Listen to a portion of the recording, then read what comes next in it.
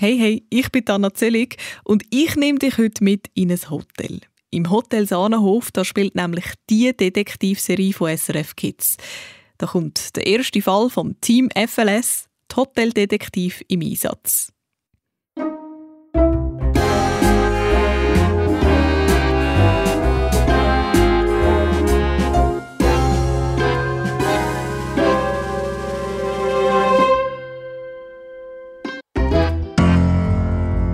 Wie geht's euch der Kleopatra? Du wieder. Wegen jedem Hung ein riesen Theater. Die Kleopatra ist nicht einfach ein Hung, Luis. Das ist der liebste Mops, der je im Sahnenhof ist abgestiegen. Und mit der Kleopatra hat die ganze Geschichte schliesslich angefangen. Es ist der erste Samstag der Herbstferien. Ich hocke in der Hotellobby. So ganz harmlos. Sie schaut eben ab, was für neue Gäste und Hunde checken. Und Gielen. Und da kommt der Mops rein. Hennensüss. Riesen Augen. Und als er mich sieht, fährt er wie wild mit dem Schwanz an wedeln. Und sabbern. Du bist gar nicht dabei gewesen. Ja, er hat eigentlich gleich gesabbert. Meine Mama hat die Suite von Lady Blake geputzt. Am Luis seine Mama ist Etagenmitarbeiterin bei uns im Hotel Sahnenhof. Ja, und die Suite war krass versabbert. Stinkreich und dann so ein grusiger Mops. Du hast keine Ahnung. Mo! Als Kleopatra mich gesehen hat, hat sie wie blöd Leine gerissen. Die Lady Blake ist fast aus ihren Lederstiefeln geflogen. Aber nett. I guess, Kleopatra hat schon eine Freundin gefunden. Wie eine englische Lady von einem Schloss hat die ausgesehen. Elegant angelegt, teurer Schmuck. Mein Name ist Fabienne Weiss, sage ich. Und der Sahnenhof gehört uns. Ein 4-Sterne-Hotel, 1950 gebaut worden. Und wenn ich dann gross bin und den Sahnenhof übernehme, dann bin ich schon die 4. Gastgebergeneration. Und wenn ihr während eurem Aufenthalt bei uns eine kompetente Hundebetreuerin möchtet in Anspruch nehmen, dann könnt ihr mir Kleopatra jederzeit ungeniert anvertrauen. Die Stunde Hundesitte kostet 15 Franken. Aber bei mega süssen Möps mache ich es schon für 10. Die Fabi macht es ging für 10 Stutz. Nein, ging für 15, aber ging mit 5 Stutz Rabatt. How lovely, sagt Lady Blake. Sehr gern. So, bis später. Die Mami begrüßt sie an der Rezeption und checkt sie ein. Die Junior-Suite auf dem 2. Stock. Balkon mit Morgensonne. Ich wollte gerade der Lady Blake ihr Gepäck nehmen und ihre Suite zeigen, aber da kommt die Mami vor und bringt sie selber rauf.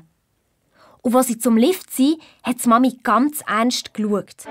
Du tust, wie wenn du dort schon etwas hättest gemerkt. Klar habe ich etwas gemerkt. Ja. 5 Minuten später kommt sie wieder aus dem Lift und ich frage sie, wer die Lady Blake ist. Und die Mami? Das spielt keine Rolle, Fabi. Sie ist Gast im Sahnenhof und wir tun alles, damit es ihr wohl ist. Marschiert ins Büro, Tür zu und fertig. Komisch. Ja, sehr. Ich gehe raus und schaue von der Strasse unauffällig zum Fenster ins Büro. Und was sehe ich? Ja, deine Eltern am Kiffeln wie immer. Die kiffern nicht immer, Luis. Ja, aber fast. Die Mami steht im Büro und fuchtelt wild Summen.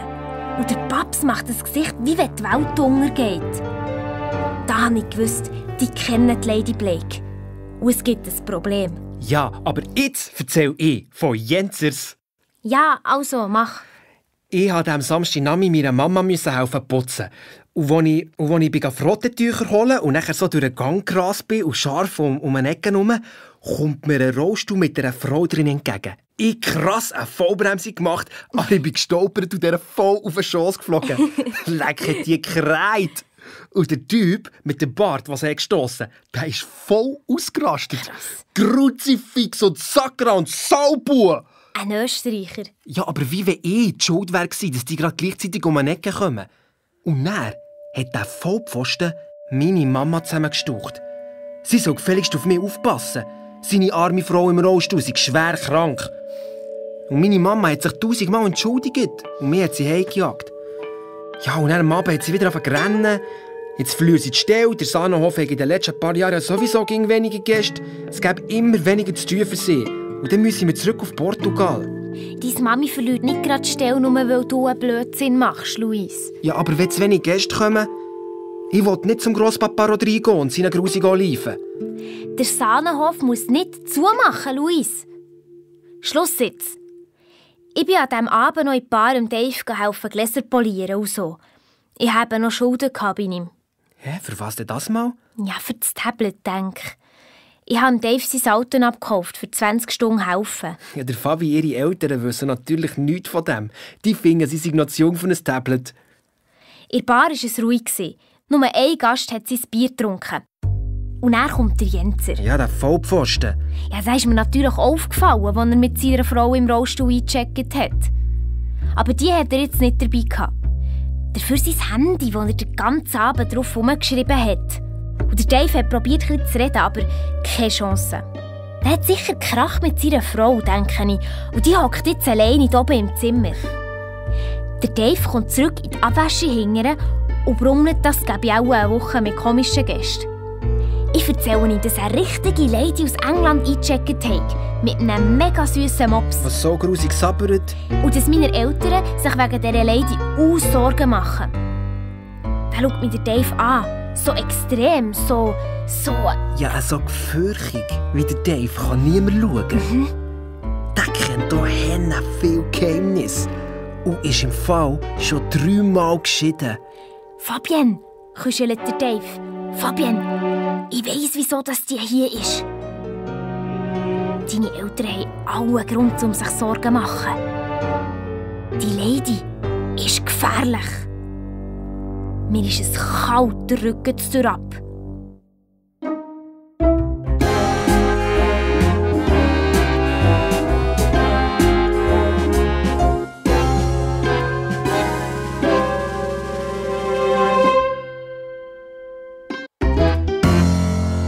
Samstagabend, in der Bar, hinten bei der Abwäsche. Ich bin aufgeregt. Also Dave, sage ich zu unserem Barkeeper, was ist denn so gefährlich an der Lady Blake? Und er, die heisst nicht Blake. Und ist auch keine Lady, sondern eine Hotelkritikerin. Die besucht Hotel und schreibt dann, es sei Ratten in der Küche. Ja, oder die Zimmer seien dreckig. Auch wenn es gar nicht stimmt. Der Dave hat gesagt, die Hotelkritiker haben sich verschworen. In einer Geheimorganisation. Ja. Und sie wollen alle Hotels auf der Welt vernichten. Also, oder Sahnenhof. Und dann, am anderen Morgen, als ich gerade am Auffüllen vom Morgenbuffet bin, wertet mir da auf die Schulter. Die falsche Lady aus England. Genau! Ich bin nervös, sie total freundlich. Good morning, Fabienne! Eure Betten sind ja wunderbar weich. Kannst du schnell Cleopatra holen, um mit ihrer Gassi zu gehen? Ich so, ja, gern. Und dann habe ich es plötzlich gewusst. Ich muss einfach dafür sorgen, dass es ihr gut gefällt bei uns. Dann geht sie heim und schreibt, der Sahnenhof sei super toll. So einfach. Aber die Fragen, die gestellt hat. Eure Mitarbeiter sind alle so happy. Sie bekommen sicher einen hohen Lohn. Wie viele Gäste können eigentlich im Sahnenhof wohnen? Und das Fleisch, ist das wirklich Bio? Ich habe auf alles eine Antwort gewusst. Aber kaum ist sie gegangen, steht der Paps vor mir. Total lässig, wie du dich um die Gäste kümmerst, Fabi. Aber du musst dich wirklich ein bisschen mehr zurücknehmen, gell? Mehr Diskretion, Fabi, sonst darfst du nicht mehr mithelfen. Ich habe schön brav genickt, aber dann bin ich dann natürlich gleich mit der Cleopatra spazieren. Zusammen mit dem Luis. 1,5 Stunden im grössten Schiff, wo ein paar Meter einen Hundskack zusammenlesen. Ich habe dir 2 Stutz gegeben, für zu helfen. Ja, aber nachher, als wir wieder zurück im Hotel waren, ist Fabi in der Lobby noch aufs WC. Und da kommen Jensen aus dem Lift, ausgerechnet. Und nachher hat der blöde Sabbermops, der hat angefangen zu knurren. Zack, säckelt los, schreisst mir die Leine aus der Hand und kommt mit der Frau Jenser gerade auf den Rollstuhl. Das Geschrei habe ich bis auf das WC gehört. Ja, der Herr Jenser, der hat geflucht und die Leo einfach auf den Boden geschossen. Die hat natürlich gejault. Und dann kommt Fabi aus dem WC zu rennen und die Frau Blake aus dem Restaurant und ich habe einen riesen Anschiss kassiert. Dabei konnte ich gar nichts dafür. Das dumme Viech hat ja nicht mehr gehört. Ja, aber du hast einen Lagato Löw. Ja, weil du gesagt hast, Möpse seien ja so lieb. Sie sind ja auch. Ja. Aber die Cleo hat auch Jens schon dann nicht schmücken. Ja, und nachher kommt auch noch gerade meine Mama zu laufen. So eine Luis. Skilehrer. Und dann bin ich einfach ab. Steig jetzt ab in die Zuge. Und ich hing nachher. Und dann sind wir im Kinderspielecke gehockt. Ich hässig, die oben Gäste hässig, Gastrokritiker auch hässig. So können wir den Sahnenhof gleich zumachen. Ich habe Luis zusammengestaucht, bis er gerannt. Ich nicht. Aber nach einer halben Stunde Sicher nicht gerannt. habe ich gedacht, rumhocken und rennen bringt dem Sahnenhof ja auch nichts. Nein. Wir müssen etwas machen, Luis, Ja. habe ich gesagt.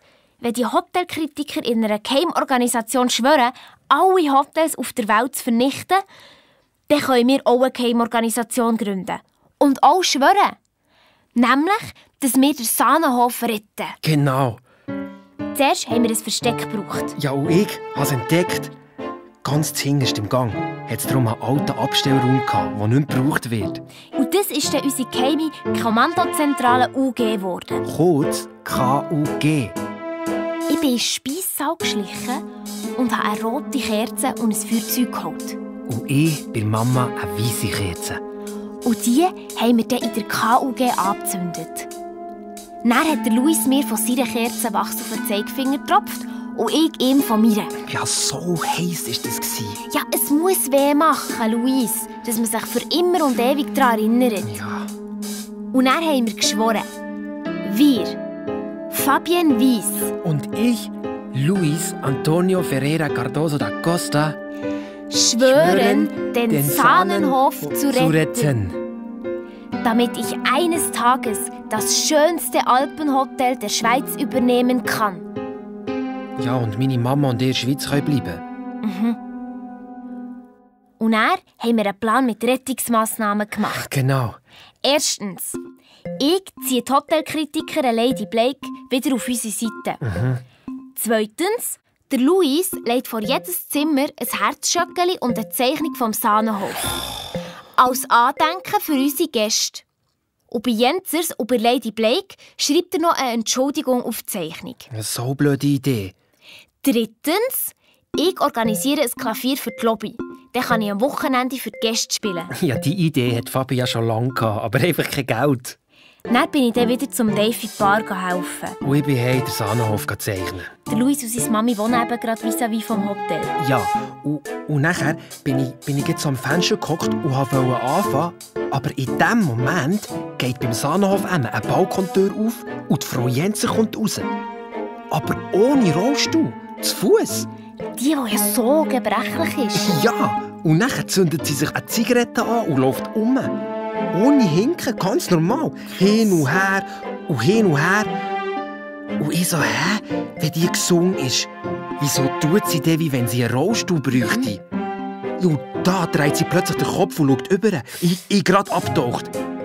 Hat die mich jetzt auch gesehen? Ich spienzle über einen Fenstersims. Nein, ich glaube nicht. Sie raucht immer noch, wie wenn nichts wäre. Ja, und dann habe ich die ganze Nacht umgekehrt. Wieso hocken die in diesem Rollstuhl? Was ist bei denen faul?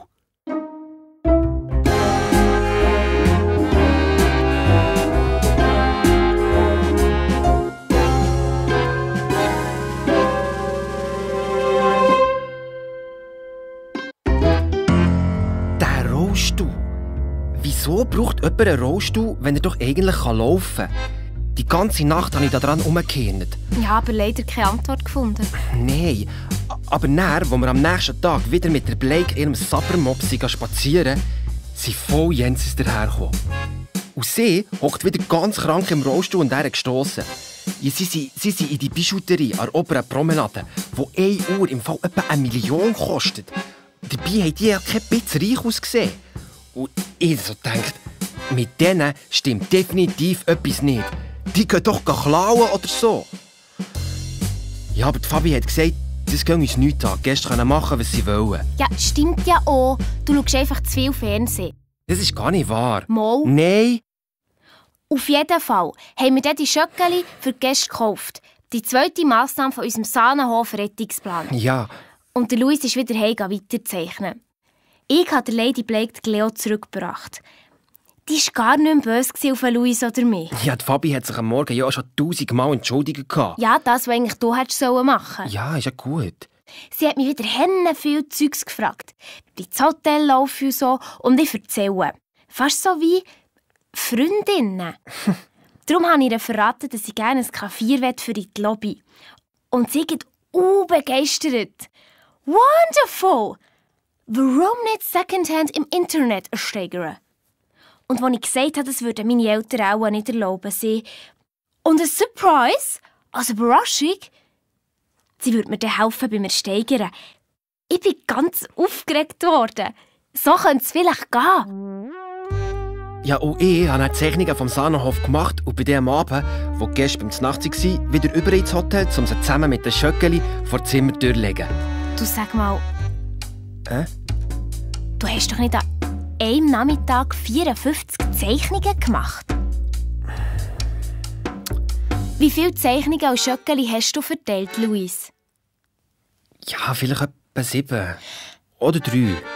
Ja, und was hast du mit dem ganzen Sack Schöckeli gemacht? Ja, aufgegessen. Du bist so ein Löw, Luis. Ja, auf jeden Fall. Auf jeden Fall waren Jens oben im Nacht dann. Und meine Mama auf der Abendrunde durch das Zimmer. Wassergaraffe füllen, Vorhänge ziehen, Bettdeckchen zurückschlagen so. Und immer, wenn sie in ein Zimmer geht, dann lässt sie eben ihren Schlüssel draussen an der Tür stecken. Ja, und da habe ich dann plötzlich gedacht, das ist meine Chance. Jetzt kann ich herausfinden, was hinter diesen Jensen steckt, wie ein richtiger Detektiv. Ich sage es ja, er schaut einfach zu viel Fernsehen. Ich habe gewartet, bis die Mama mit dem Zimmer von Jensers fertig und ins Zimmer nebendran ist. Und dann habe ich ganz leise den Schlüssel aus dem Schloss rausgezogen, das Zimmer von Jensers aufgeschlossen, den Schlüssel sofort wieder zurückgesteckt und bin bei Jensers rein. Die Mama hat voll nichts gemerkt. Ja, logisch, so laut wie sie auch singt beim Arbeiten. Die Tür habe ich dann von innen wieder beschlossen mit dem Blockierknopf zum Drehen. Zuerst habe ich nichts Besonderes gesehen, ausser so eine Aktentasche neben dem einen Nachttischchen. Und ja, ich schaue sie so an. Ja, und dann mache ich sie auf. Boah! Es hat im Fall Geldbündel drin gehabt.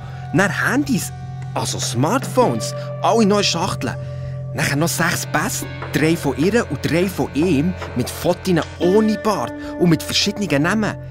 Ja, die waren richtig falsch. Und ich dann so gedacht, Rollstuhl falsch, Bart falsch, Pässe falsch, alles zusammen falsch.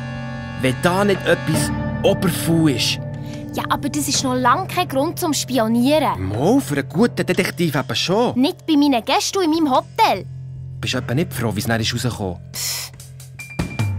Ich hocke also neben dieser Aktentasche auf dem Boden und habe gerade so überlegt, ja, und was jetzt? Und da höre ich Schritte auf dem Gang. Und dann die Stimme vom Jenser und seiner Frau. Leck, bin ich erklüpft. Sie kommen näher und näher und näher. Und dann stehen sie vor der Tür. Ja, ich so schnell wie es geht, das Geld und alle Handys und Pässe wieder in die Tasche und die Tasche zu. Und dann dreht der Schlüssel im Schloss. Die Tür geht auf und ich sofort unter das Bett. Der Jenser stößt den Rollstuhl mit seiner Frau durch die Tür. Ah! Und genau in diesem Moment sehe ich noch ein Bündel Noten und ein Smartphone auf dem Boden liegen. Ich also zack mit einem Arm vorne und das Geld und das Smartphone zu mir unter das Bett zogen. Im allerletzten Augenblick, bevor sie im Zimmer standen. Boah, mein Herz. Budum, budum, budum. Ich habe gedacht, das müssen die doch hören. Dann ist sie aufgestanden. Ja, ich habe die Füße gesehen. Und hat angefangen zu motzen. Er sei ein Depp. Sie hat gemeint, er hätte die Aktentasche im Schaft versteckt. Und er zurückgemotzt. Eine versteckte Tasche fällt den Zimmermädchen auch mehr auf als eine, die harmlos im Zimmer stehen. Klauen tun die nicht und schon gar nicht jemandem im Rollstuhl. Mit einem Rollstuhl einen auf Mitleid machen, so fies. Ja, und ich habe fast nicht gewagt zu schnaufen. Sie haben gekiffelt wegen irgendwelchen Uhren und Diamanten oder so. Und sie ist dann zum Rollstuhl marschiert und hat etwas umgemacht und über einen Reissverschluss geschumpft, der geklemmt. Und ich so unter dem Bett gelegen und dachte, oh, was machen die, wenn sie mich verwutschen? Und was passiert, wenn sie mich nicht verwutschen? Und den ganzen Abend im Zimmer bleiben und dann ins Bett gehen?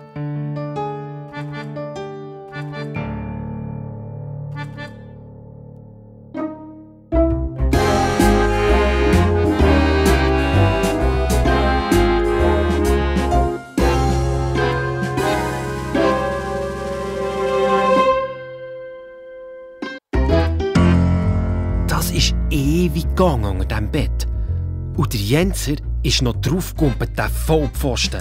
Mir hat es fast den Lädli-Rost auf den Gring getatscht. Und dann auf einmal ist sie auf dem Balkon rauchen und er ist aus dem Zimmer gegangen. Ja, wahrscheinlich aber in die Bar. Ich bin vorgekrochen und raus.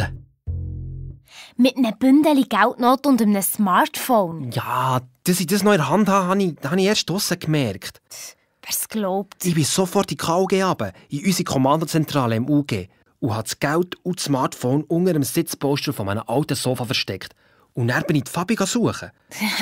Lecker, hast du eine rote Birne gehabt? Ja, ich will die mal sehen.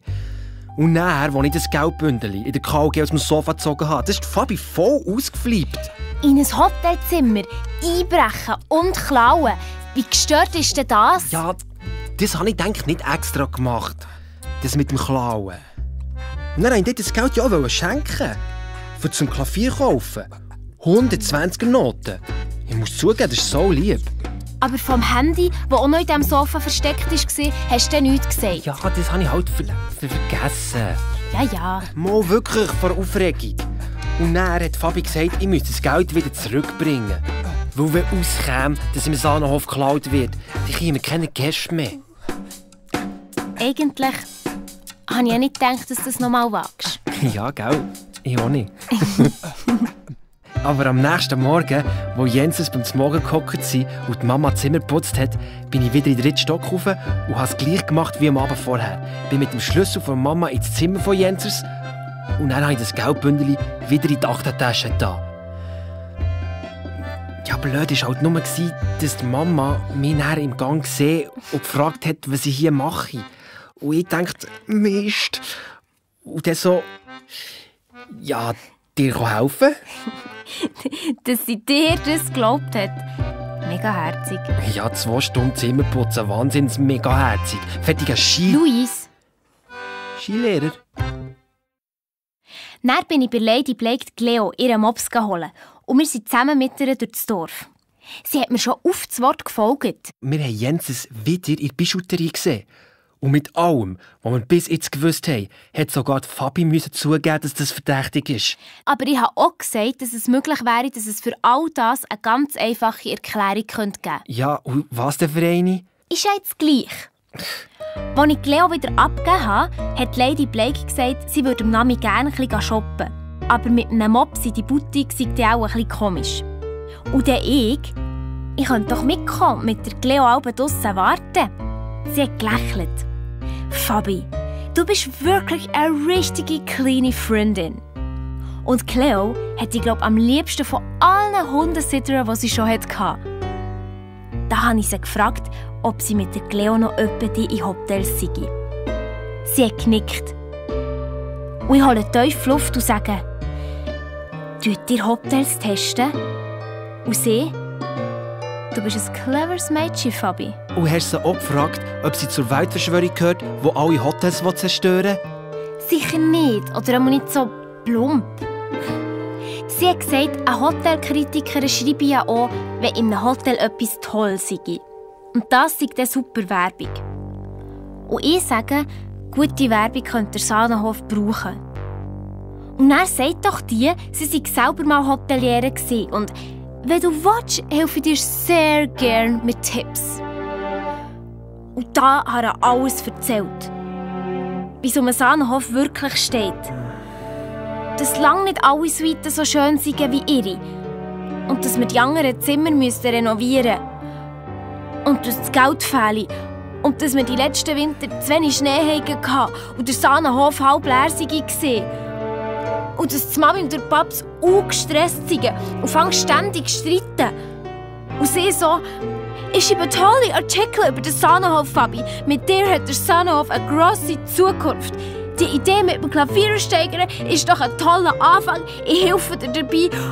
Und ich, okay, dann machen wir das mit dem Klavier. Und er, Mann, erzähl du. Ja, aber es ist ja dann gleich gut rausgekommen, Fabi, oder? Ja, also, ich habe unterdessen das Handy aus der KG geholt und bin mit ihm heim. Es war neu. Ich musste zuerst den Akku aufladen.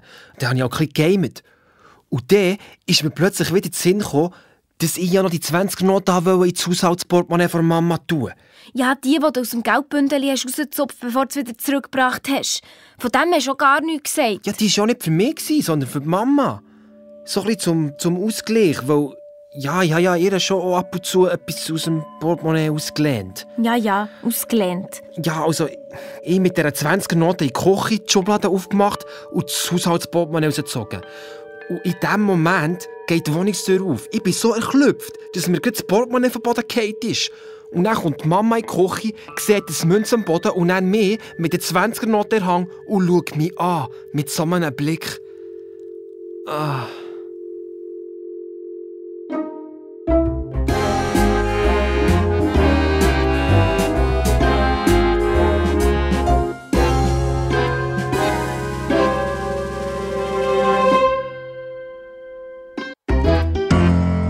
Mama hat fast angefangen zu rennen.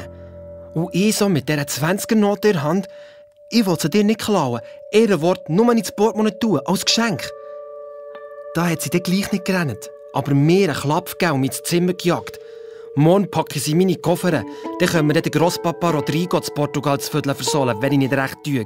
Hat die Türen zugeklebt und gemögt zur Nacht kann ich vergessen. Kotteln mit weißen Bohnen sind sowieso grusig. Gleich nicht lustig. Nein. Dafür war mein neues Handy endlich aufgeladen. Ja, das, was du mir nichts erzählt hast davon. Ich lasse an, tippe ein bisschen drauf rum und plötzlich fängt das Handy an zu lachen. Also, wie echt. Und sagt, nicht kitzeln. Ich bin so verklüpft, dass ich es gerade gehen lasse. Und als es auf den Boden geht, ruft es, «Autsch!» Ich so geschockt, ich habe gerade Entschuldigung gesagt. Dann habe ich mich gar nicht getraut, das Handy anzulängen. Ich habe es nur angeschaut und dann sagt es, «Was schaust du mich an?» Und etwas noch lange auf dem Boden liegen. Und ich so dachte, jetzt träumt es dir. Dann habe ich es gefragt, wieso das lache und rede wie ein richtiger Mensch. Und es, ich weiß nicht. Auf österreicher Dialekt, genau wie Jenser. Ja. Zuerst habe ich gedacht, vielleicht ist das so bei den neuesten Handys. Aber immer, wenn ich auf ein Display gedrückt habe, hat es angefangen lachen verkutzeln. Und dann ich gedacht, nein, das machen normale Handys nicht. Und mir hast du nichts sagen davon. Ja, ich hätte es dir schon irgendwann gesagt. Ja. Ich wollte dann wissen, woher es kommt. Und ich habe ihm es erzählt. Von Jensers. Und dass die etwas Verbotenes machen und dass ich es gerettet habe. Das war eine Frage. Mit der Zeit musste es weniger lachen beim Drücken. Aber telefonieren ist nicht gegangen und Internet auch nicht. Ich dachte, so ein Mist, einer ist auf den Boden gefallen und schon kaputt. Ja, ist doch logisch. Ohne SIM-Karte kannst du nicht telefonieren. Höchstens über das Internet und für das brauchst du WLAN. Ja, das habe ich halt dann noch nicht gewusst. Irgendwann bin ich dann eingeschlafen. Mein neues Handy neben mir. Als die Mama am nächsten Morgen ins Zimmer kam, konnte ich es noch rechtzeitig unter dem Küsschen verstecken. Sie hat 20er-Noten in die Luft gestreckt. Und woher sie die hat, in ihrem Portemonnaie, hatte es gar keine Dinge gehabt. Und ich so... Von dieser stinkreichen Lady für das Spazieren mit ihrem grusigen Mops, die Fabi hat sogar 50 Franken bekommen. Voll Glocke. Ja, aber nur eine kleine Notlüge. Die haben wir in der Nacht zusammen ausgedacht, ich und mein Handy. Und dann hat sich die Mama entschuldigt, dass sie mich geklebt hat. Und Messi gesagt für 20er-Noten. Ich sei halt gleich ein Goldschatz. Voll Glocke. Ja, dann erzähl doch du mal, was du mit der Lady Blake heimlich gemacht hast. He? Mit deinem Tablet, wo deine Eltern auch nichts wissen davon. Ja, eben. Ich bin an diesem Nami mit der Lady Blake in Bar. Der Dave macht ja erst um 4 Uhr auf und vorher ist sie zu. Das stört uns niemand. Und dann sind wir mit meinem Tablet ins Internet und haben dort Klavier gesucht. Schon Gebrauchte, die man steigern kann. Die 3. Sahnenhof-Rettungsmassnahme. Ein Klavier für die Lobby. Mir hat eins gefallen für 900 Franken, aber die Lady Blake hat den Flügel gesehen. Sie hat geflippt, der hat einen Hammerklang und sie hat im Schloss von ihrem verstorbenen Mann in England genau das gleiche Modell gehabt. Der Flügel hat nur einen kleinen Haken gehabt. 3600 Franken hat der gekostet. Und es war ja eine Versteigerung. Also der den höchsten Preis bietet, der kommt nicht über. Und die Versteigerung ist noch 2 Tage lang gelaufen, bis am Freitagnachmittag. Und bis dann wird der Flügel immer noch teurer und noch teurer. Ich sage der Lady Blake, das ging nicht, so viel habe ich nicht gespart. Aber sie nur, am Geld soll es nicht liegen. Der Flügel sei eine Rarität, der kämen alle schauen, der Sahnenhof sei sofort ausgebucht. Und ich habe gedacht, genau das, was wir brauchen.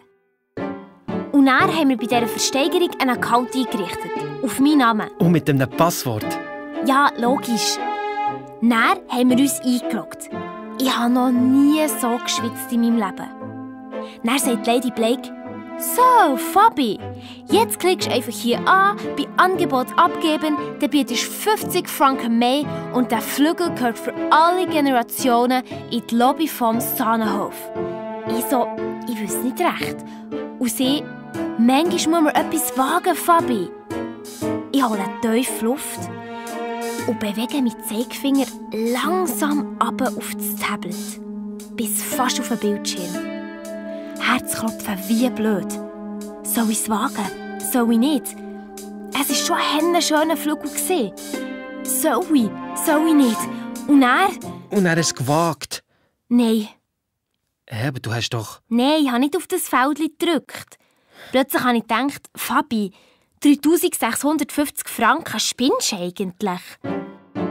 Aber gerade, als ich den Zeigefinger wegnehmen wollte, die Stören auf und der Dave kommt in die Bar zum Arbeiten. Und ich bin so erklüpft und zusammengezuckt, dass mein Zeigefinger gerade den Bildschirm berührt. 3650 Franken!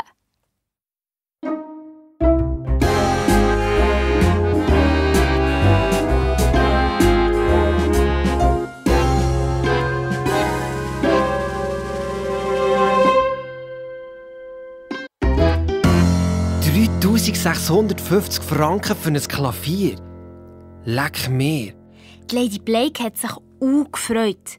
Super, Fabi! Jetzt tust du die Versteigerung im Auge behalten und am Freitagnachmittag, kurz bevor sie fertig ist, sind wir dann nochmal parat zum Bieten. Und dann gehört der Flügel dir. Aber daran denken, das bleibt unter uns. Toll! Der Dave, der gerade in der Bar arbeiten hat natürlich alles mitbekommen. Aber er, keine Angst, er erzählt uns nicht weiter. Ich kann ihm dafür ja, sagen wir, 5 Stunden helfen in der Bar. Der hat voll Schweigegeld wollen. So ein Erpresser? Ich konnte in dieser Nacht überhaupt nicht schlafen. Die ganze Zeit auf das Tablet geschaut, ob jemand mehr bietet. Aber es hat niemand. Und am Morgen nicht und den ganzen Tag auch nicht. Und ich habe immer gedacht, wenn das so bleibt, dann habe ich für 3650 Franken einen Flügel gekauft. Aber ich habe auch gedacht, die Lady Blake ist ja meine Freundin und hat versprochen, dass sie hilft. Ich wollte den Flügel schon wollen, aber irgendwie auch nicht. Mann. Und der Louis war schon nie herum. Ja, ich hatte gedacht, zu tun mit meinem Handy. Ja, genau, super. Ja, und am Nami bin ich dich ja suchen. Aber kaum bin ich im Sahnenhof dann, fängt das Handy in meinem Hosensack wie gestört an vibrieren. Und dann schreibt es hätte hier Internet. Ich muss das Passwort vom Sahnenhof WLAN eingeben. Ich also an der Rezeption wegen dem Passwort fragen und mit dem sind wir ins Internet gekommen. Ich bin aber ins UG, beim Kinderspielecke in die Badwanne mit dem Bau gelegen und dann haben wir Filme geschaut, über alle von... Ja, halt einfach, was das Handy alles kann. Funktionen. Ja, genau. Aber etwas haben sie nie gesagt. Warum mein Handy fast so klein ist wie ein Mensch. Es ist das Einzige, das das kann. Und plötzlich höre ich im Gang vorne die Lifttür und dann Jensen seine Stimme. Ich zack, sofort das Handy in den Hosensack und gerade noch an den Bau untertauchen. Schwenka. Das Handy sagt ganz leise, ich soll es ein bisschen zwischen den Bau raus haben. Es wird die Kamera einschalten. Also habe ich es rausgestreckt und habe voll von unten rauf gesehen, was die im Gang machen, ohne aufzutauchen. Wie bei einem U-Boot. Sie sind vor dem Eingang zum Wellness gestanden. Der Jenser hat die Türen aufgemacht und die Frau Jenser ist aus dem Rollstuhl aufgestanden und kommt mit Krücken so gespielt rein. Dann hat er den Rollstuhl neben der Tür parkiert und ist mit dem Lift wieder rauf. Und dann ist mir in den Sinn gekommen, als ich bei denen unter dem Bett gelegen bin, hat sie doch über einen Reissverschluss am Rollstuhl geflucht. Ich also umgeschaut. Niemand da. Schleiche zum Rollstuhl. Unten an der Rückenlehne hat es einen Reissverschluss gehabt. Er hat geklemmt, aber ich habe ihn aufgebracht. Ich bin dann so mit der Hand rein und an eine Tasche unten am Sitz gekommen, wie ein doppelter Boden. Drinnen hat es so Stoffsäckchen gehabt. Ich ziehe eins raus, mache es auf. Wow! Diamanten Halsketten. Und plötzlich höre ich dann hinter mir jemanden schnaufen und spüre einen Hang auf meiner Schulter. Ja, du hättest dich nicht so anschleichen. Ich habe nur mein Tablet in KUG, unsere Kommandozentrale, gebracht. Selber die Schuld, wenn du nichts hörst. Ja, hättest du gleich etwas sagen können? Habe ich dir ja? Spinnst, Luis? Jetzt tust du den Schmuck sofort in den Rollstuhl zurück. Und ich habe ihn wirklich zurückgetan in Löw. Dann sind wir in KUG und haben beraten. Ich habe gesagt, vielleicht seien Jensers wirklich Diebe. Aber da sagt auf einmal eine Stimme, ich liege falsch. Ich, von Schreck aufgekumpelt, habe gedacht, es hocke jemand hinter der Stubige im Ecke. Schaue den Luis an, aber der grinset blöd, zieht das Handy aus dem Hosensack und hat mir es vor die Nase. Und das Handy sagt, «Grüß dich, wie heißt du?» Da habe ich der Fafi dann alles erzählt. Und sie so voll neidisch. Stimmt doch nicht. Mo. Irgendwann hat das Handy dann gesagt, wir sollen aufhören zu streiten. Aber ich habe gesagt, Handy, das ist nicht streiten, das ist nur Kiffeln. Ja, und dann haben wir zu ihm gesagt, von jetzt an gehörst du zu uns. Nein, ich habe gesagt, das Handy gehört zu mir. Aber es hilft auch, den Sahnenhof zu retten, zusammen mit uns. Ja, aber es gehört mir. Da hat das Handy gesagt, wir sollen aufhören zu kiffeln. Es hilft uns gerne, den Sahnenhof zu retten. Aber wenn der Luis heisse und ich Fabi, wie das S dann heisse? Wir haben also studiert. Aber am Schluss hat das Handy selber einen Namen gefunden. Sandy. Handy Sandy. Und dann hat das Handy Sandy nochmal mit Jensers angefangen. Das sind auch keine Diebe. Weil sie klauen den Schmuck in den Boutiquen ja nicht, sie zahlen ihn. Ja. Aber mit Falschgeld. Die ganzen Geldbündel, die die haben, das sind wahrscheinlich alles gefälschte Noten. Und mit denen zahlen sie, wenn sie den Schmuck kaufen. Und dann verkaufen sie den Schmuck wieder und bekommen dann echtes Geld dafür. Dem sagt man Geld waschen. Da hat der Luis plötzlich nicht mehr ruhig hocken. Ich so, was ist? Und er? Ja, bevor ich gestern das Geldbündel zurück ins Zimmer von Jensens gebracht habe ich doch eine 20er-Note rausgezupft und die der Mama ins Portemonnaie da. Ja, und wenn das jetzt wirklich Falschgeld ist und sie die ausgibt und verwutscht wird, dann... Oh.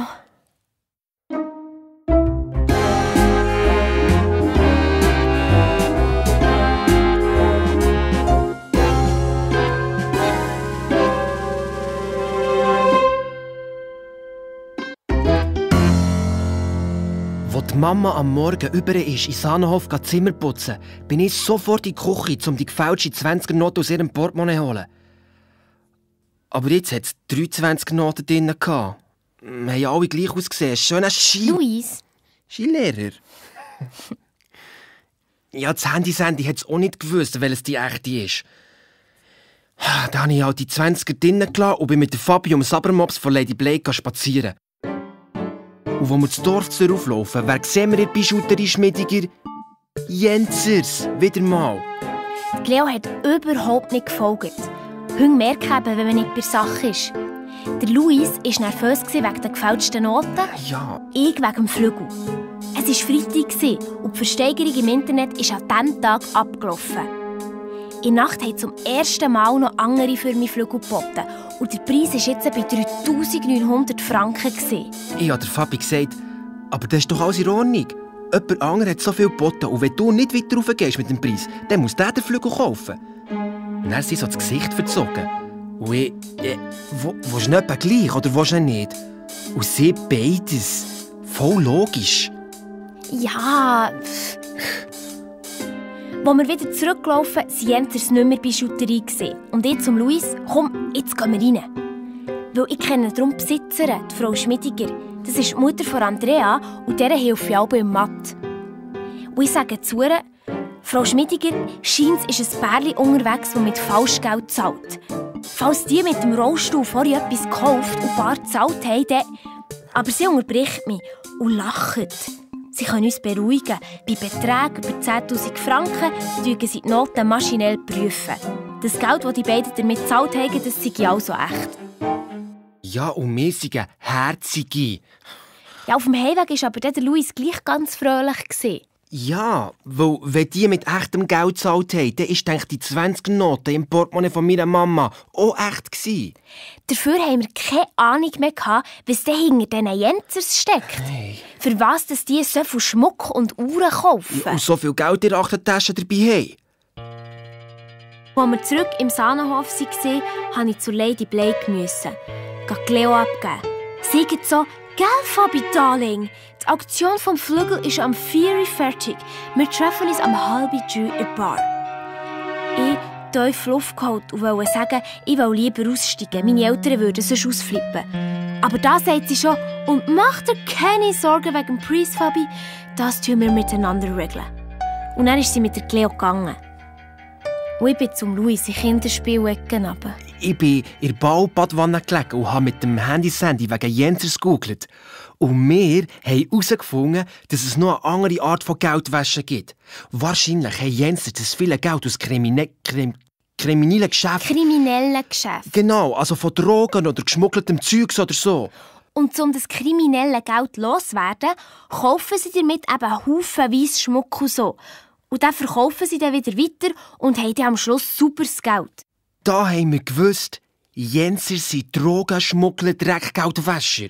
Nur was machen, haben wir nicht gewusst. Wegen der Versteigerung auch nicht. Ich bin das Tablet holen. Und der Flügel war jetzt schon bei 4'000 Franken und mir halb schlecht vor Aufregung. Um 2:30 bin ich dann in die dunkle Bar. Die Lady Blake ist gerade im gleichen Moment gekommen und tut nett. «Komm, Fabienne, have a seat, ich spendiere dir ein Cola.» Ich gehe also an die Bar ein Cola rauslassen, während sie uns einloggt. Und gerade als ich wieder neben Blake herhocke, sehe ich, wie sie auf Gebot abgeben drückt. 4'500 Franken! Ich bin so erklüpft, dass ich der Lady Blake voll einen Gutsch Cola über ihre Bluse geleert habe. Sie geissen, ich geisse auch und renne an die Bar Servietten holen. Ich habe mich 1000-mal entschuldigt und sie, «Kein Problem, Fabi. Wir sind doch beide ein bisschen aufgeregt.» Aber so nett war sie eben dann gleich nicht mehr. Und plötzlich geht das Licht an und die Mami steht in der Bar. Die hat sicher gehört, wie dir geäusert habt. Mir ist fast das Herz bleiben stehen. Die Mami kommt zu uns an den Tisch und sagt zu mir, «Fabi, du weisst genau, du solltest unsere Gäste in Ruhe lassen.» So wie sie das gesagt hat, war es gar nicht mehr gut. Und dann entschuldigt sie sich bei der Lady Blake für meine Aufdringlichkeit. Aber Blake nur, die Fabi ist nicht aufdringlich, wir schauen nur ein bisschen Hundebildchen anschauen. Gell, Fabi? So etwas von gelogen. Ich war so überrumpelt. Ich habe gar nicht gewusst, was ich sagen soll. Ich habe nur ein bisschen genickt und zittert und dachte, hoffentlich merkt sie es nicht. Hoffentlich merkt sie es nicht. Aber ich hatte einen feuerroten Kopf und genau gewusst, dass Mami merkt es. Sie schaut Lady Blake mit so einem komisch gefrorenen Lächeln an und dann schaut sie auf das Tablet und sieht den Flügel und schaut der Lady Blake wieder in die Augen. Und dann sagt doch die gemeine Schlange, ich wollte es nicht sagen, Frau Weiss, damit ihr nicht mit eurer Tochter schimpft. Die Fabi hat mir eben erzählt, dass sie für, glaube ich, einen sündhaft teuren Flügel ersteigere. Und ich konnte sie gerade noch dazu bringen, die teure Übung abzubrechen.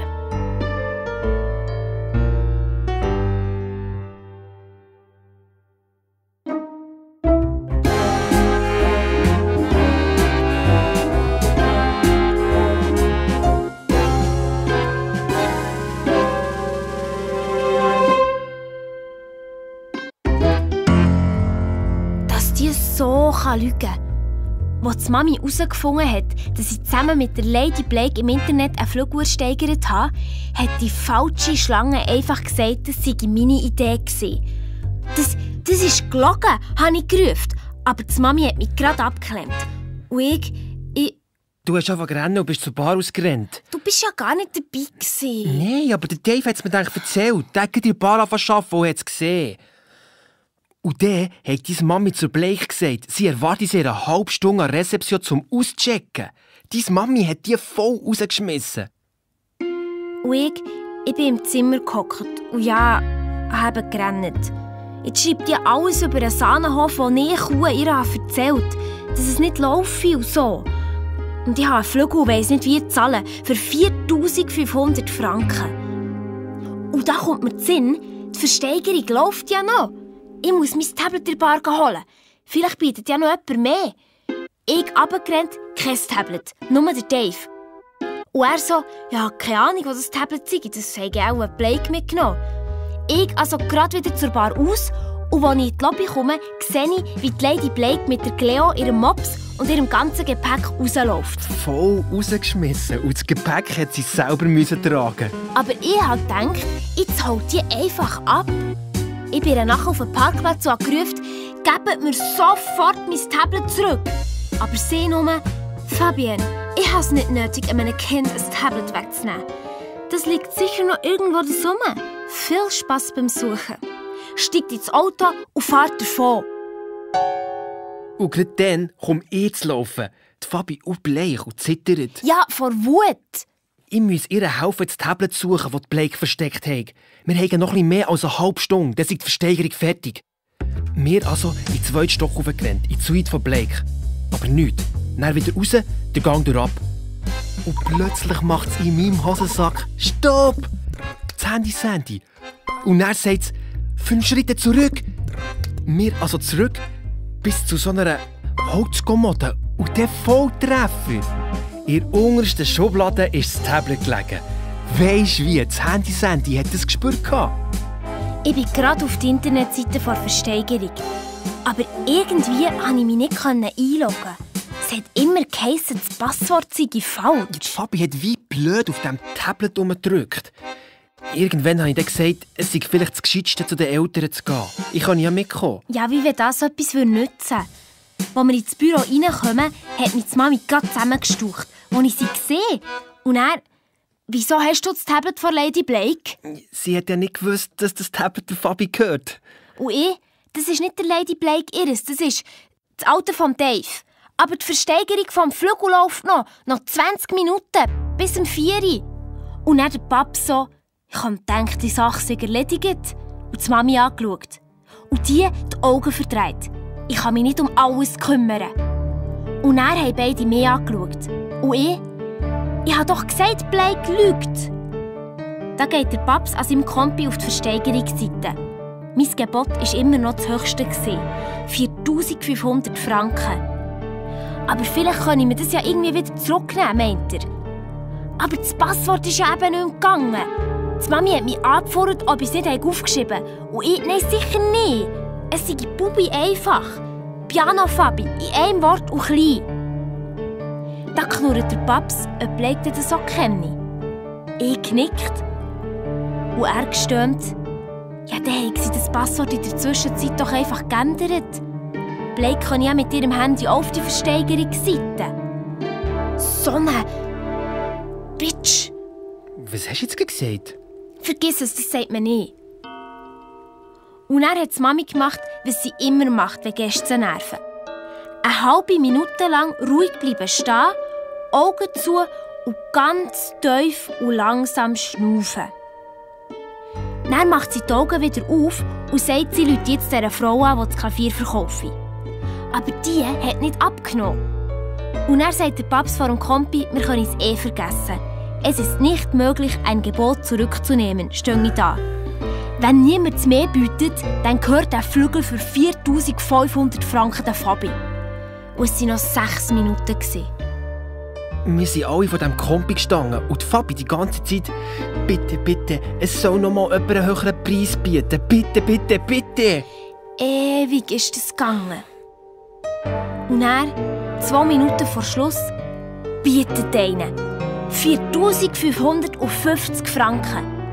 Ich musste das blöde Klavier nicht kaufen. Ich habe es fast nicht geglaubt. Aber leider voll zu früh gefreut. Nur ein paar Sekunden später kommt nochmals das Gebot. 7'000 Stutz. Der Paps, wer ist so blöd und zahlt freiwillig so viel mehr? Und er die Mami, jemand, der es nicht selber zahlen muss. Die Hexe hat mit einem neuen Passwort im Namen von Fabi das Gebot abgegeben.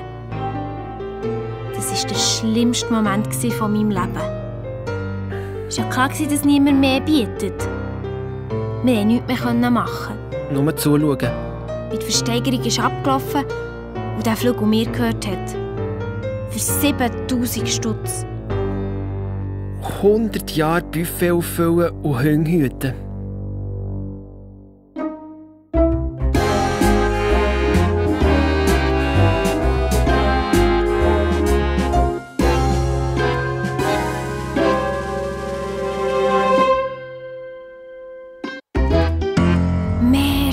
Die Mami geladen. Dass die so fluchen kann? Dann hat sie mich gepackt und wir sind zum Dave in die Bar. Ihre Tochter hat hier mit einem Gast im Internet einen Flügel für 7'000 Franken ersteigert. Ob er eigentlich nie nichts mitbekommen. Und er so, er hätte gemeint, Lady Blake und ich hätten nur Hundebildchen angeschaut. Ich bin nicht sicher, ob die Mami ihm das geglaubt hat. Aber sie hat auch nichts dergleichen getan. Dafür hat sie ihn dann grusig zusammengestaucht, weil er mir sein Tablet hat ausgelehnt. Verkauft, Mensch? Ja, aber das hat die Mami zum Glück nicht gewusst und der Dave hat auch nichts verraten. Dann hat die Mami zu ihm, jetzt gehst du mit der Fabi ins Internet und schreibst den Flügel wieder für eine Versteigerung aus. Und das läuft dann nicht über die Arbeitszeit. Gute Idee. Und wie? Wenn ich den Flügel wieder verkaufen kann, dann habe ich dann sicher ein paar 1000 Franken weniger Schulden. Also nur noch 40 Jahre abwaschen und Hunde hüten und Bücher. Ja, wir wissen es dann etwa, Luis. Der Papst hat dann gesagt, Blake bei Polizeianzeigen mache keinen Sinn. Das Letzte, was der Sahnenhof brauchen könne, sind dumme Zeitungsartikel. Und ich sage, die gibt es ja sowieso. Und der Papst fragt, wieso? Und ich, Lady Blake schreibt doch jetzt böse Kritiken in die Zeitung. Dann meint der Papst, Gästekritiken stehen nicht in der Zeitung. Und ich, ja, aber Hotelkritiker kritiken doch schon, oder? Dann fragt die Mami, ob ich dann gemeint habe, Blake sei eine Hotelkritikerin. Und ich, ja, schon. Dann steht der Papst auf und nimmt meinen Arm. Ich ganz erleichtert. Und dann haben sie mir gesagt. Die Blake sei eine Engländerin, die jetzt in der Schweiz wohnt und mit ihrer grossen Firma Hotel kaufe, die kein Geld mehr haben oder um zu überleben kämpfen. Ja, so wie der Sahnenhof. Genau. Ja, und der wird dann ein Manager, der neue Chef, und der entlässt alle. Und das mache ich Blake genau hart. Die sind wegen dem im Fall sogar schon in die Zeitung gekommen. Darum hat die Mami sie beim Einchecken gerade gekannt. Ja. Und der Papst hat gesagt, als ich dieser Schlange alles über den Sahnenhof erzählt habe, haben sie auch gedacht, so können sie dann gerade noch ein bisschen Schaden anrichten. Es ist ewig gegangen, bis Fabi und ihre Eltern fertig waren mit Erzählen und Rennen und Umarmen. Aua. Mo. Aber dann sind Fabi und ich ins UG runter. Wir wollten in unsere Kommandozentrale, weil wir ja noch beraten mussten, was wir wegen Jenzers machen wollen. Aber wo wir am Wellness vorbeikommen, was steht dort vor der Tür? Was? Der Rollstuhl von Jenzers. Die Fabi bleibt stehen. Ausser uns niemand da. Und wir nicht zum Rollstuhl. Und nicht die Fabi. eine einzige von diesen Uhren, die da drin versteckt sind, wäre sicher 7000 Franken wert. Das habe ich gar nicht gesagt. Mo. Oder auch ganz laut gedacht. Und ich habe gemeint, man darf nicht klauen. Ich habe ja auch nicht geklaut. Ja, aber auch nur, weil gerade in diesem Moment die Lifttür ist aufgegangen. Der Jenser, wo der Luis hat gesehen. Ich habe gedacht, jetzt dreht er ihm, den Hals um. Der Luis sagt kein Wort und probiert das Handy, das er gerade in der Hand hatte, in den Hosensack zu rutschen. Aber so unauffällig und mit so einem feuerroten Gring, dass der Jenser logisch gemerkt hat, dass etwas nicht stimmt. Ja, Hast du was zu verstecken, sagt er, lenkt dem Luis in den Hosensack, zieht das Handy raus, schaut es an und dann der Luis. Und der? Sie haben es aber auch gestohlen. So dumm! Hat sich gerade selber verraten. Ja. Und dann der Jenser. Was sagst du da? Ich hab gestohlen. Kannst du es beweisen? Der Luis hat natürlich nichts gesagt und der Jenser fies grinset. Aber ich glaube, du hast gerade zugegeben, dass du das Handy gestohlen hast. Der Luis stiert nur am Boden. Jetzt erzähl doch nicht so gemein, Fabi. Der Jenser lässt das Handy in seinen eigenen Jobensack rutschen und dann kommt er ganz nah und nimmt dem Luis so das Kinn auf, dass der in die Augen schauen muss. Der Bub vom Zimmermädchen klaut und das Töchterchen von der Direktorin ist seine Komplizin. Sollen das die Leute erfahren? Ja, und er drückt der Vollpfosten mir mit seinem Hang so fest ins Gesicht, dass ich gerade anfange zu schreien vor Schmerz. Und ich habe gedacht, Fabi, lass dir etwas einfallen, das kommt sonst nicht gut. Ja, und genau in dem Moment läutet es im Jenser seinem Jobensack das Handy. Der Jenser drückt mir das Handy in die Hand und sagt, geh auf Lautsprecher und lass dir nichts anmerken. Ich habe abgenommen, aber der dran war, habe ich nicht gekannt. Ein deutscher Mann mit einer ganz tiefen Stimme. Jenser, ich weiß alles. Woher Sie das Geld haben, wie Sie es waschen, die falschen Pässe in Ihrem Zimmer. Sie checken jetzt sofort aus. Sonst ist in 10 Minuten die Polizei hier. Leck, hat der Jens dumm geschaut. Ja. Das Handy bleibt beim Jungen. Und an der Rezeption geben Sie ein fettes Trinkgeld. Und er klickt fertig. Der Luis und ich schauen uns an und denken, wer ist das gewesen? Aber die Zeit, um das herauszufinden, haben wir keine gehabt. Weil der Jens flucht, schaut um, ob irgendwo in einer Ecke eine Videokamera hängt. Dann schreisst er im Rollstuhl den Reissverschluss auf, stopft Schmuck und Uhren in seine Jobensäcke und säckelt ab zum Lift. Wir haben uns wieder angeschaut und beide denkt, so nicht.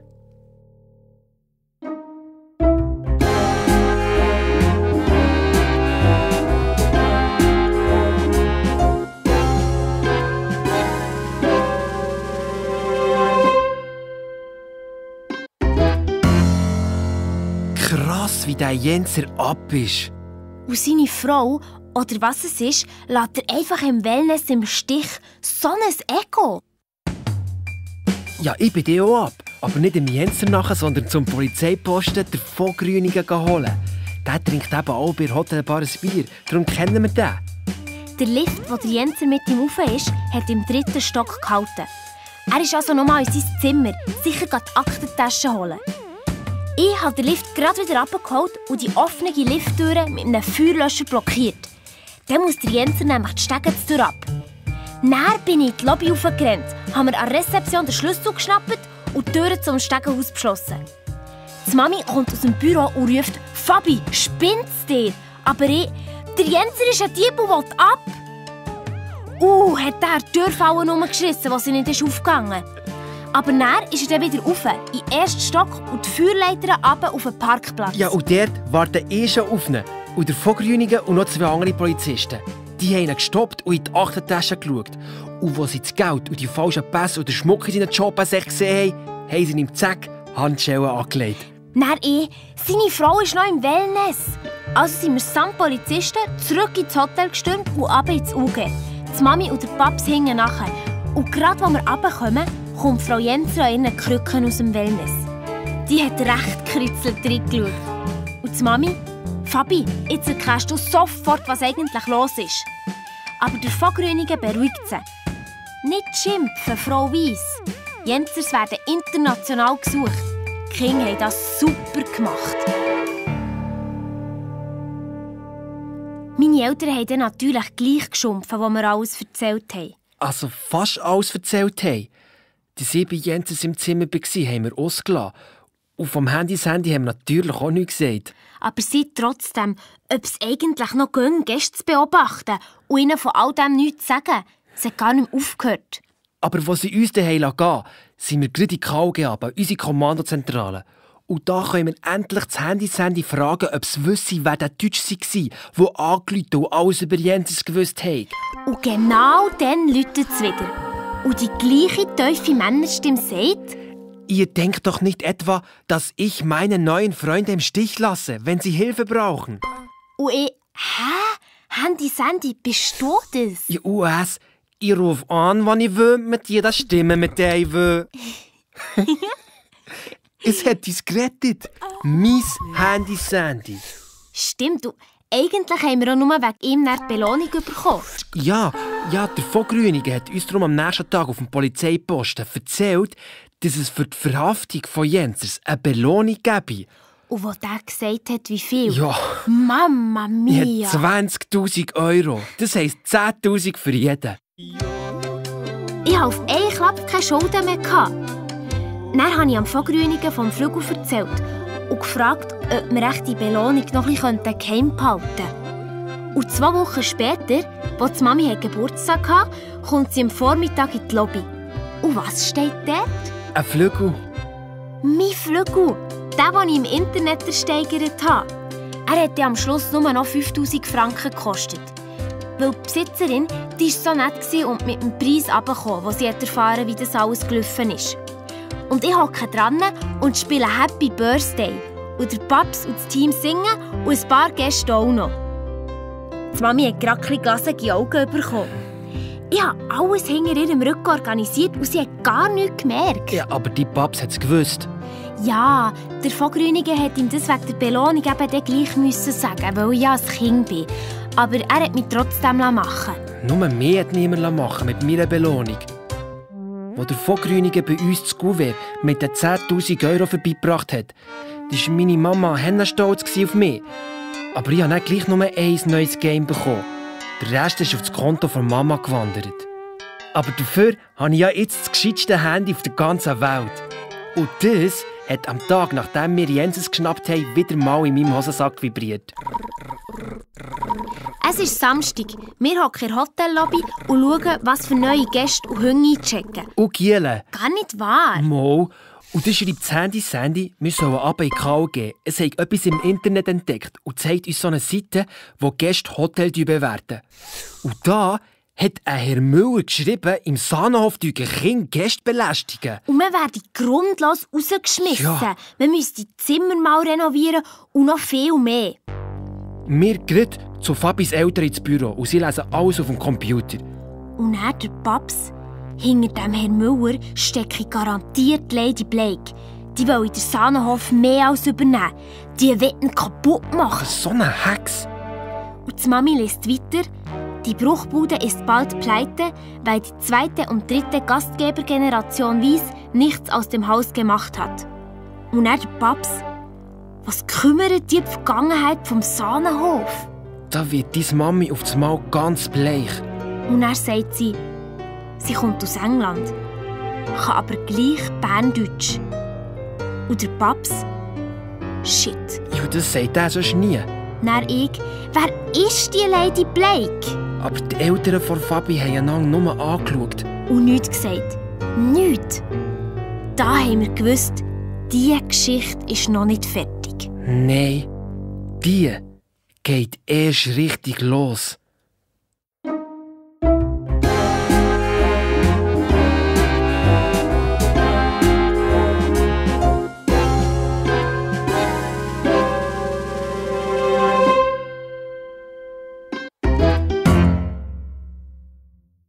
Team FLS. Ah, ich lieb's. Wenn es dir auch so geht und du noch mehr vom Team FLS willst hören, dann geh auf srfkids.ch, dort findest du alle Staffeln. Und wenn du den Podcast abonnierst, dann hörst du auch noch ganz viele andere coole Geschichten. Bis zum nächsten Mal. Ich bin Anna Zelig.